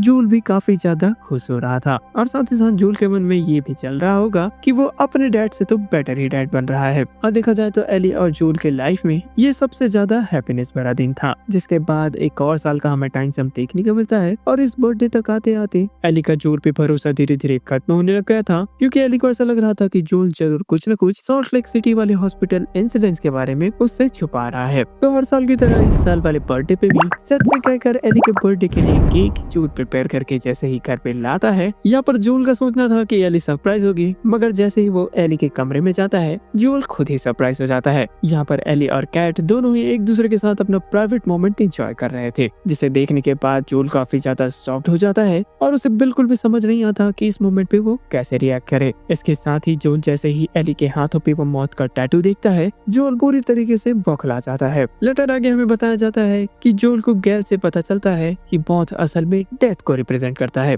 देखते ही देखते जूल और एली के बीच धीरे धीरे दूरियां बढ़ने लगी और उन दोनों के बीच बातचीत भी बहुत कम होने लगी। इधर एली भी अपने डैड के घर को छोड़ के पास के गैराज में शिफ्ट हो जाती है, जिसके 1 साल बाद एली के 19th बर्थडे पर अब एली पूरी तरीके से ठान चुकी थी कि वो सॉल्ट लेक सिटी हॉस्पिटल वाले इंसिडेंट्स के बारे में पूरी की पूरी सच्चाई जूल से निकलवा के रहेगी। और इस सच्चाई को सामने लाने के लिए एली ने जूल के लिए बहुत सारे क्वेश्चंस प्रिपेयर करके रखे थे। तभी वहाँ पे जूल पहुँच के एली को गुड न्यूज देता है कि वो एली के 19th बर्थडे पे उसे पेट्रोलिंग पे लेके जाएगा। फिर तो एली थोड़ी देर के लिए उस सॉल्ट लेक सिटी वाली प्रोग्राम को तो भूल ही जाती है और वो सीधे पेट्रोलिंग के लिए निकल जाती है। तो जूल और एली जब पेट्रोलिंग पे थे तब इन्हें पता चलता है कि कुछ इन्फेक्टर्स ने यूजीन और एडम पे अटैक कर दिया, जिसके बाद एली के इंसिस्ट करने पर जूल उसे लेकर यूजीन की मदद करने के लिए निकल जाता है। तो अटैक वाली लोकेशन पे पहुंचते ही इन्हें पता चलता है कि एडम तो वहीं पे मारा गया और रहा सवाल यूजीन का, तो यूजीन को भी एक इन्फेक्टर्स ने काट लिया। तो यूजीन ने जूल के सामने अपनी आखिरी पेश रखी कि वो मरने से पहले अपनी वाइफ गेल का लास्ट बार चेहरा देखना चाहता है, जिसके लिए जूल तो साफ साफ मना कर देता है, मगर एक बार फिर से एली के कहने पर जूल मान जाता है। जिसके बाद जूल एली को भेज देता है घोड़े लाने के लिए। इसके साथ साथ वो एली से ये भी प्रॉमिस करता है कि वो उसके आते तक यूजीन को कुछ भी नहीं करेगा, मगर जूल बीइंग जूल वो एली के जाते ही यूजीन को लेक के किनारे ले जाके मार देता है, और जिसे देख के एली काफी ज्यादा शॉक्ड हो जाती है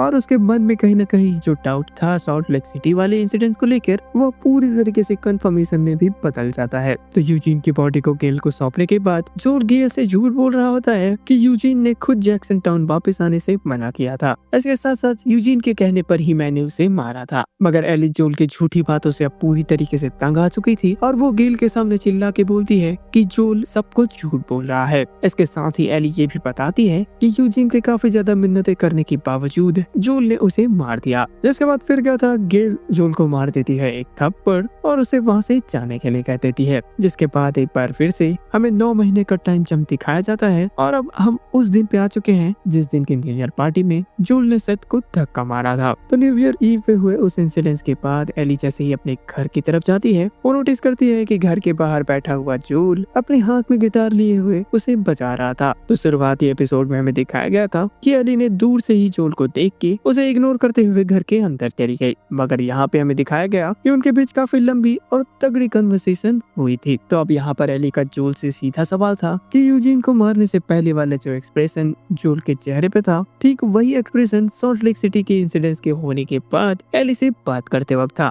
इसका मतलब साफ है कि उस दिन भी जूल झूठ बोल रहा था। तो अब जूल अपनी बेटी यानी एली से और ज्यादा झूठ नहीं बोलना चाहता था, जिस वजह से वो अपने दर्द भरे एक्सप्रेशन से ही बता देता है कि हाँ वो सब झूठ था और उस दिन हॉस्पिटल में कोई भी रीडर्स का अटैक नहीं हुआ था। इन्फेक्शन का क्योर बनाने के लिए एली की जान जाने वाली थी और इस बात का पता चलते ही जूल ने एली को बचाने के लिए वो हर चीजें की जो उसे जायज लगी। इसके साथ साथ जूल एली से कहता है कि अगर उसे दूसरा मौका मिले एली को बचाने के लिए तो वो हर बार वही दोहराएगा। जवाब में एली जूल से कहती है कि वो एक नंबर का सेल्फिश इंसान है, जिसके जवाब में जूल एली से कहता है कि तुम नहीं समझोगी कि एक बाप का प्यार क्या होता है। इसके साथ साथ वो अपने बाप के कहे हुए उस लाइनों को भी दोहराता है कि जब भी तुम्हें पेरेंट बनने का मौका मिले तुम मेरे से भी अच्छा पेरेंट बनना। और इतना सुनते ही एली जूल से कहती है कि थोड़ा टाइम लगेगा मगर मैं आपको माफ करने की कोशिश जरूर करूंगी। जिसके बाद ये स्टोरी वापस से प्रेजेंट टाइम पे आती है, जहाँ पर एली नोरा को मारने के बाद वहाँ से बाहर निकल के सीधे जेसी और डीना से मिलने चली जाती है। और गाइस यहाँ पे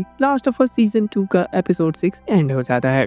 the last of us season 2। तो एपिसोड 7 की शुरुआत में जेसी डीना के पैर से तीर निकाल रहा होता है, जिस वजह से उसे काफी ज्यादा पेन होने लगता है। तो उसी पेन को कम करने के लिए जेसी डीना को अल्कोहल ऑफर करता है, मगर डीना उसे लेने से इनकार कर देती है। तो इस सिचुएशन को देख के जैसे भी समझ जाता है कि यहाँ पे कुछ न कुछ तो लोचा है। जिसके बाद एली भी वहाँ पे पहुंच जाती है और डीना उसे अकेले में बताती है कि बेबी अभी बिल्कुल सही सलामत है। जिसके बाद डीना एली की मलहम पट्टी करने लग जाती है और इसी बीच एली ने डीना को बताया कि उसने नोरा को ढूंढ लिया और उसे टॉर्चर करके कुछ वर्ड्स तो निकलवा लिए, मगर इन्फेक्टेड होने की वजह से उसके मुंह से केवल व्हील और व्हील वर्ड ही निकल पाए। जिसके बाद एली ने डीना के सामने सब कुछ कन्फेस कर दिया कि उसे नोरा को टॉर्चर करने में कोई भी हिचकिचाहट नहीं हुई। इसके साथ ही उसने नोरा को वैसे ही तड़पते हुए छोड़कर इन्फेक्शन का शिकार होने दिया, जिस पर डीना का कहना था कि नोरा ये सब डिजर्व करती है। मगर यह पे एली डीना को सॉल्ट लेक सिटी में हुए इंसिडेंट्स के बारे में पूरी तरीके से बता देती है कि एबी और उसकी गैंग जो उसे बदला लेने के लिए जैक्सन आए हुए थे, क्योंकि जो ने एली को बचाने के लिए एबी के डैड के साथ साथ और भी बहुत लोगों की जान ले दी थी। तो इतना सुनते ही डीना काफी ज्यादा सदमे में चली जाती है और उनको रियलाइज करती है कि जहाँ तक एबी केवल और केवल जोल को ही मारने आई थी, अपना पर्सनल बदला पूरा करने, जो कि डीना को काफी जायज भी लग रहा था।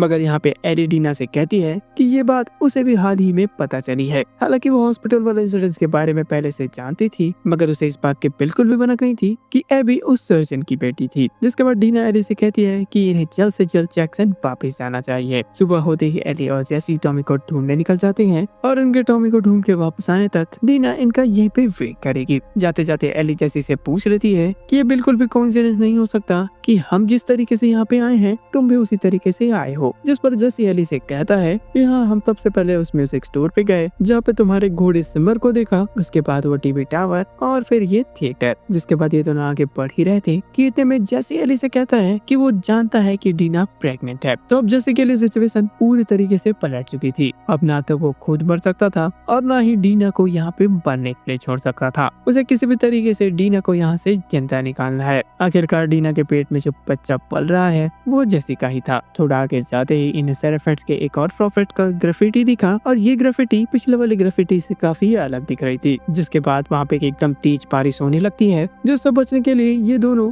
एक गैराज में छुप जाते हैं, जहाँ पे इन्हें कुछ WLF के सोल्जर एक सेरेफेट बच्चे को काफी ज्यादा टॉर्चर कर रहे थे। एली यहाँ पे उस बच्चे की मदद करना चाहती थी, मगर जैसे उनके नंबर्स को देख के उसे रोक लेता है। इधर हमें बताया जाता है कि WLF किसी बड़े अटैक की प्लानिंग कर रहा है। WLF के कमांडर ने आइजैक को बताया कि WLF के एक लार्ज नंबर ऑफ सोल्जर्स इस अटैक वाली प्लानिंग से काफी ज्यादा नाखुश हैं और आइजैक का भी मानना था कि ये दोनों सुबह तक इस लड़ाई में मारे जाएंगे। तभी आइजैक कमांडर से कहता है कि लड़ाई शुरू होने से पहले इन्हें जल्द से जल्द एबी और उसकी गैंग को ढूंढना होगा। जिस पर कमांडर एलिस कहती है कि फिलहाल एबी और उसका पूरा ग्रुप अभी मिसिंग है और एबी में ऐसा रखा ही क्या है जिसके लिए आइजैक इतना ज्यादा टेंशन ले रहा है। कमांडर एलिस सीधे तौर पे आइजैक से ये पूछ लेती है कि कहीं आइजैक एबी से प्यार वार तो नहीं करने लग गया, मगर ऐसा नहीं था। आइजैक का यहाँ पर सीधे तौर पे मानना था कि एबी ही वो शख्स है जो कि इन दोनों के बाद WLF की कमान संभाल सकती है। अगर इस लड़ाई में आइजैक और कमांडर एलिस मारे जाते हैं तो WLF की बागडोर संभालने के लिए कोई परफेक्ट कैंडिडेट तो होना ही चाहिए और यही रीजन है कि आइजैक एबी को बहुत ज्यादा मानता था। इधर एली और जेसी जैसे बुक स्टोर पहुंचते हैं, वहाँ पे टॉमी का इन्हें नामो निशान नहीं मिलता।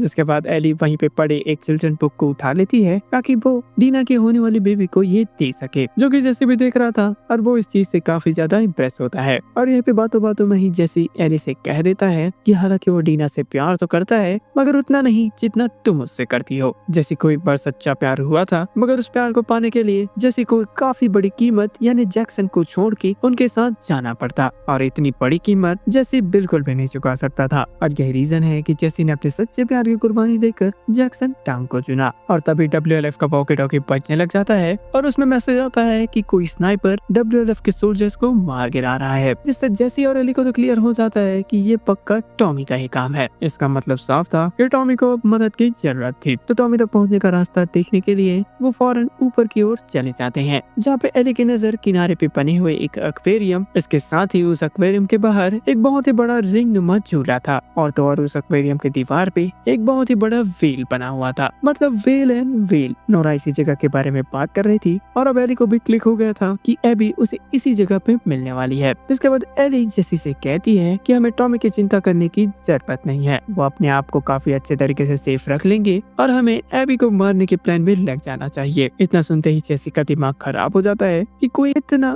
मतलबी कैसे हो सकता है। और यहीं पे जेसी एली को बताता है कि उसने वोटिंग के दौरान एली के खिलाफ वोट किया था, क्योंकि वो अच्छे तरीके से जानता था कि समय आने पर वो कम्युनिटी तो दूर की बात वो अपने मतलब के ही काम में लग जाएगी। और ये सुन के एली भी जेसी के ऊपर काफी ज्यादा गुस्सा करने लग जाती है। इसके साथ ही वो उसे कहती है कि तुम्हारा कम्युनिटी का सपोर्ट और ये गुड बाय वाला बिहेवियर तब कहा गया था जब WLF के सोल्जर उस सेराफाइट बॉय को टॉर्चर कर रहे थे। तुम मुझे सेल्फिश कह रहे हो, बल्कि सेल्फिश तो तुम खुद भी हो। आखिरकार एली के लिए उसकी कम्युनिटी, इसके साथ साथ उसकी पूरी की पूरी दुनिया केवल जोल और उसके इस दुनिया को एबी ने पूरी तरीके से उछाड़ दिया। इसके बाद इन दोनों के बीच ये डिसाइड हुआ कि ये दोनों एक दूसरे के अपोजिट जाएंगे। इसका मतलब कि जेसी चला जाएगा टॉमी की मदद करने के लिए और एली चली जाएगी एबी से बदला पूरा करने के लिए। जिसके बाद एली पोर्ट ढूंढने के लिए किनारे पे चली जाती है और वहाँ पे वो देख के हैरान हो जाती है कि आइजैक बहुत सारे सोल्जर्स को लेके पास के ही आइलैंड पे अटैक करने के लिए जा रहा है। तो सबके वहाँ से निकलने के बाद एली भी मौका देख के एक छोटी सी बोट को लेके वहाँ से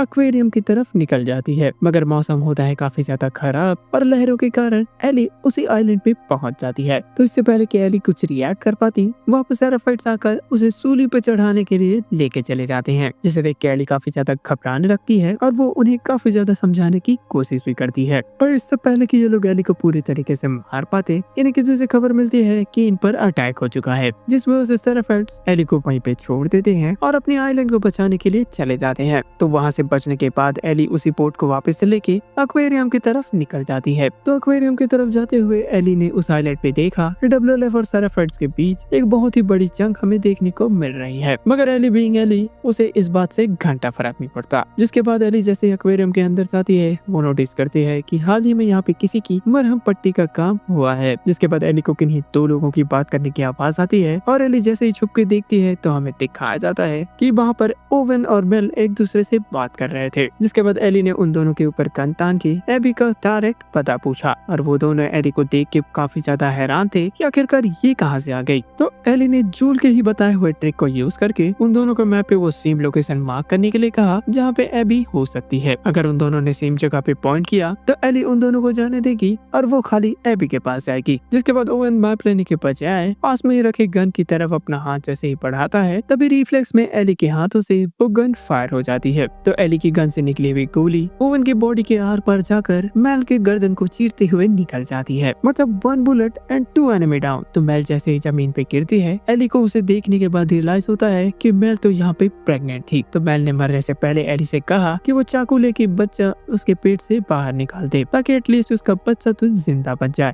मगर एली को इन चीजों का बिल्कुल भी एक्सपीरियंस नहीं था, जिस वजह से वो वहाँ पे कुछ भी नहीं कर पाती। जिसके बाद एक प्रेग्नेंट लेडी को अपने सामने मरता हुआ देख के एली काफी ज्यादा रोने लग जाती है। जिसके बाद टॉमी और जेसी भी वहाँ पे पहुंच जाते हैं और टॉमी यहाँ पे एली को काफी ज्यादा समझाने की कोशिश करता है। जिसके बाद ये सब के सब उस थिएटर में पहुंचते हैं जहाँ पे वो डीना से बिना कुछ कहे ऑडिटोरियम की तरफ चली जाती है। जिसके बाद टॉमी ने एली को बताया कि वो यहाँ से किस तरीके से बाहर निकलेंगे। इसके साथ ही टॉमी एली को दिलासा देते हुए कहता है कि एबी को दोस्तों के साथ जो भी हुआ वो उनकी चॉइस थी। आखिरकार उनके अंजाम को पता होने के बावजूद उन्होंने एबी का साथ जो दिया, जिस वजह से एली को ज्यादा सोचना नहीं चाहिए। मगर एली यहाँ पे मेल के बारे में नहीं बल्कि एबी अभी तक जिंदा है इस बारे में सोच रही थी। इसके साथ ही वो ये भी सोच रही थी कि अब उसे पूरी जिंदगी भर एबी से बदला पूरा न होने के गम को ही लेकर जीना होगा। जिसके बाद टॉमी वहाँ से चला जाता है और एली ने जेसी को उसकी जान बचाने के लिए थैंक यू कहा। जिस पर जेसी एली से कहता है कि अगर तुम मेरी जगह होती तो तुम भी मुझे बचाने के लिए आधी दुनिया जला देती। मतलब अब इन दोनों के बीच सब कुछ नॉर्मल हो चुका है और तभी इन दोनों को गोलियों की आवाज आने लगती है, जिसका पीछा करते हुए ये लोग जैसे ही ऑडिटोरियम के बाहर जाते हैं, कहीं से सीधे एक गोली आती है और वो जेसी का काम तमाम कर देती है। मतलब जेसी का कैरेक्टर यहाँ पे ओवर हो जाता है। एली अपने सामने एबी को देख के काफी ज्यादा चौंक जाती है क्योंकि एबी ने टॉमी के ऊपर गन तान रखी थी और यहाँ पे एबी भी एली को वहाँ पे देख के काफी ज्यादा हैरान हो जाती है। एली एबी से कहती है कि वो सबको जाने दे, उसके दोस्तों के साथ जो भी हुआ तो उसके पीछे केवल मैं जिम्मेदार हूँ। इसके साथ साथ एली एबी से ये भी कहती है कि वो अब जान चुकी है कि एबी ने जोल को क्यों मारा। एली एबी से काफी ज्यादा रिक्वेस्ट करने लगती है कि वो बाकियों को जाने दे और एली से अपने दोस्तों का बदला पूरा कर ले। तो एली की बातें सुन के एबी को अपने आप में ही काफी ज्यादा गुस्सा आता है कि मैंने उस दिन एली को जिंदा छोड़ के काफी बड़ी गलती कर दी। जिसके बाद वो काफी ज्यादा गुस्से में आ जाती है और वो एली के ऊपर गन तान देती है। जिसके बाद स्क्रीन जैसे ही ब्लैंक जाती है, हमें एक गोली की आवाज सुनाई देती है और यहाँ पर क्या हुआ ये तो हमें सीजन 3 में ही पता चलेगा। ऑब्वियसली भाई एली तो किसी तरीके से बच ही जाएगी। जिसके बाद सीन शिफ्ट होकर सीधे फ्लैशबैक पे चला जाता है, यानी सिएटल D1 पे। मतलब 3 दिन पहले जब एली और डीना फर्स्ट टाइम सिएटल में अपना कदम रखे थे। इसका मतलब कि सीजन 3 का अच्छा खासा टाइम एबी के भी प्रोस्पेक्टिव को दिखाने में चला जाएगा। तो एली के नींद से जागते ही मैनी ने उसे बताया कि आइजैक उसे ढूंढ रहा है और इससे पहले कि एबी आइजैक से मिलने जाती, वो टहलते हुए बालकनी पे चली जाती है और यहाँ पे हमें देखने को मिलता है कि WLF का हेडक्वार्टर सियाटल के सीहॉक स्टेडियम के अंदर बनाया गया है। और गाइस यहाँ पे एंड हो जाता है द लास्ट ऑफ अस का सीजन 2।